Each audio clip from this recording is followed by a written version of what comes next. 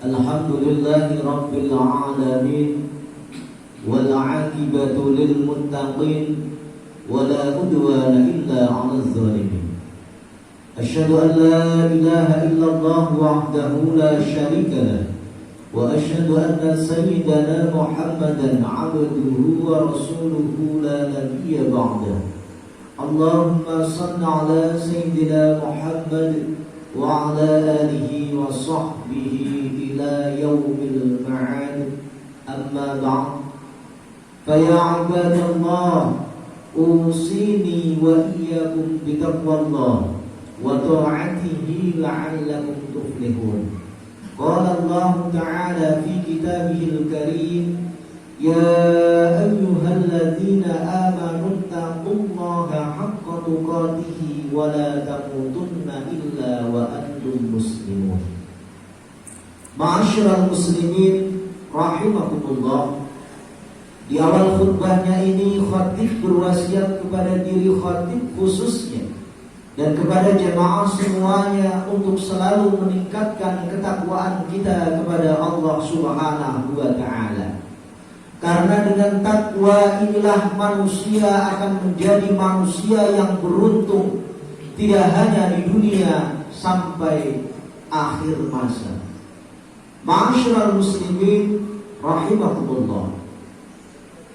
Allah Subhanahu wa ta'ala mengirim para utusannya tidaklah sia-sia.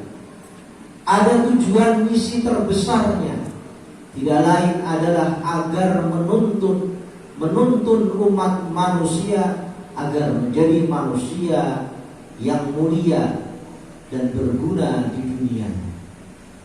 Di samping itu pula, para rasul sebagian diberikan kitab suci ini sebagai petunjuk kepada manusia supaya apa? Langkahnya benar. Persis di dalam Al-Quran, Syahrul Ramadan alladzi unzila fihi Al-Quran.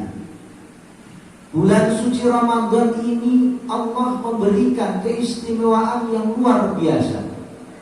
Di samping Allah mewajibkan berpuasa kepada umat Islam, Allah menurunkan kitab suci sebagai mukjizat terbesar umat manusia.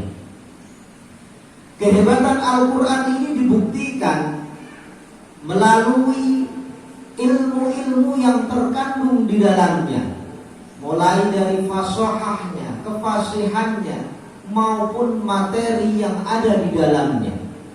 Karena kalau kita pikir secara mendalam, Al-Quran ini memberi gambaran umat-umat terdahulu, betapa Allah memuliakan sebagian umat terdahulu, misalnya para nabi, para rasul, orang-orang yang meninggal dalam keadaan syahid, maupun orang-orang yang diabadikan oleh Allah menjadi penghuni neraka.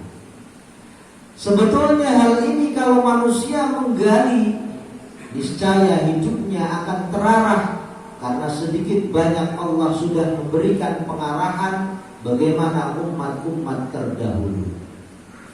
Salah satu contoh makhluk yang ahli ibadah, ilmunya luar biasa, bahkan lebih dulu diciptakan daripada Nabi Adam, adalah iblis. Iblis ini makhluk yang ahli ibadah, luar biasa ilmunya, gara-gara keangkuhan, merasa paling hebat, merasa paling jos, merasa paling hebat dalam penciptaannya. Khalaqtani min nar wa khalaqtahu min tin. Ya Allah, gara-gara Engkau menciptakanku dari api. Api ini sebetulnya lebih utama daripada tanah. Sikap iblis inilah yang menjadikan Allah murka. Bahkan sebanyak apapun amalan ibadah yang pernah dilakukan, ternyata ludes, tidaklah bermanfaat.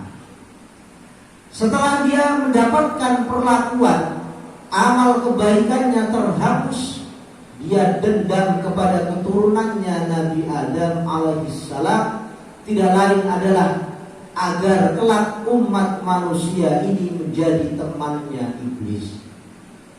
Allah berfirman di dalam surat Yasin, "Walaqad adalla minkum jibillan katsira." Sungguh syaitan iblis telah menyesatkan umat manusia. Redaksinya di sini menggunakan kata jibillan, ay mithlul jabal. Banyaknya manusia yang diumpamakan seperti gunung.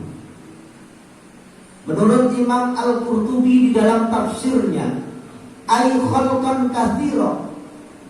Setan maupun iblis menyesatkan manusia tidaklah segelintir orang, tapi gerombolan umat yang banyak sekali telah disesatkan oleh iblis.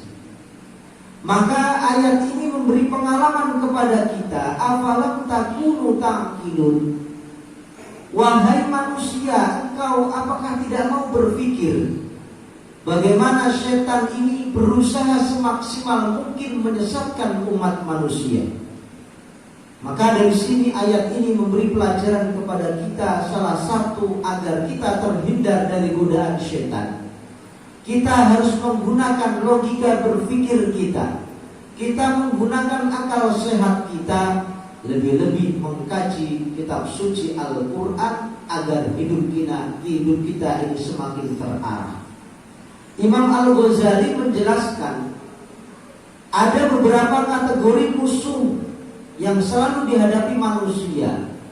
Di samping setan, yang terbesar musuhnya adalah nafsunya sendiri. Allah mewajibkan puasa tidak lain agar manusia ini mampu mengontrol dirinya, mampu mengontrol emosinya, mampu mengontrol hawa nafsunya. Tidak lain adalah agar menjadi manusia yang benar-benar bertakwa, yang mana keistimewaannya Allah akan memuliakan tidak hanya di dunia, bahkan sampai hari kiamat. Banyak ayat yang menjelaskan jaminan bagi orang-orang yang bertakwa. Di antaranya adalah wa may yattaqillaha yaj'al lahu makhraja. Orang yang bertakwa inilah nantinya Allah akan memberikan solusi problematika yang ia hadapi dapat dipecahkan dengan mudah. Wa yarzuqhu min haitsu la yahtasib. Yang kedua, Allah akan memudahkan urusan rezekinya. Dari sini Allah memberikan nikmat yang banyak kepada kita. Lebih-lebih Al-Quran, kitab suci ini jangan kita jadikan pajangan di rumah, di masjid, di musola. Tapi bagaimana mukjizat terbesar ini kita kaji, kita dalami agar hidup kita semakin hari semakin baik. Barakallahu li wa lakum fil Qur'anil Karim wa nafa'ani wa iyyakum bima fihi minal ayati wadh dzikril hakim wa taqabbala minni wa minkum tilawatahu innahu huwal ghafurur rahim.